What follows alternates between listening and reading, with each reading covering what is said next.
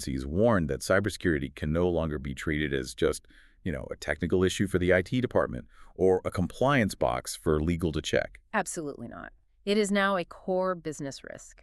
Executive boards have to operate under the assumption that breach timelines are no longer measured in weeks or days, but in hours. And this desperate arms race to secure our digital borders is causing anxiety in corporate boardrooms, sure, but it is also fundamentally fracturing international alliances.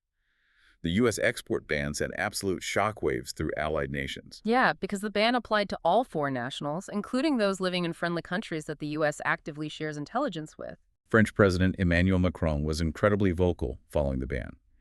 He called it a wake-up call and warned against the dangers of non-cooperation between democracies. This friction really stems from a U.S. policy strategy often referred to as small yard, high fence. Small yard, high fence. Yeah.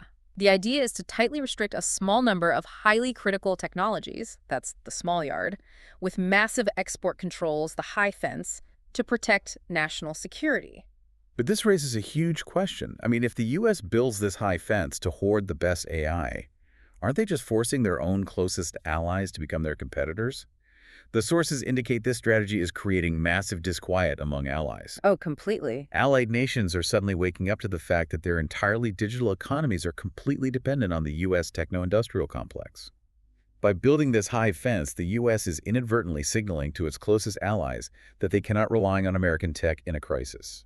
Right. If the U.S. government can just unplug your nation's cyber defenses overnight with a stroke of a pen, you're in real trouble. And that realization is the exact catalyst for the rise of what is being called AI sovereignty. AI sovereignty. Yes.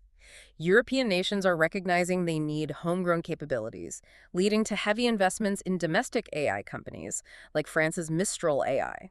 European leaders, including Bruno Retailleau, are openly stating that relying on foreign AI is akin to relying on foreign nuclear power. Wow. A nation that doesn't control its own foundational AI models can be conceptually unplugged overnight. The consensus is that you either master the technology natively or you suffer the consequences of dependence. It is a massive geopolitical fracturing, Mhm. and it is all stemming from the code written inside these data centers. We've covered an incredible amount of ground today, pulling from deep technical analysis, intelligence warnings, and all this geopolitical fallout. Yeah, we really are witnessing a definitive paradigm shift. The world is decisively moving from human-speed cybersecurity to machine-speed cybersecurity.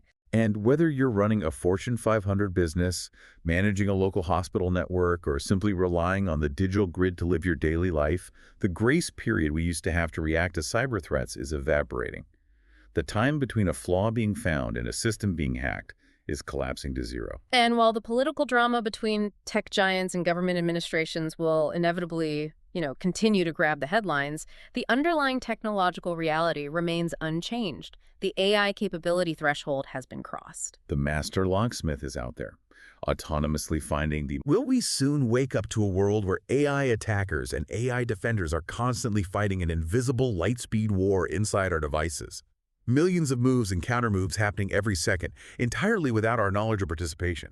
We might just become completely oblivious bystanders in our own digital world. Something to think about.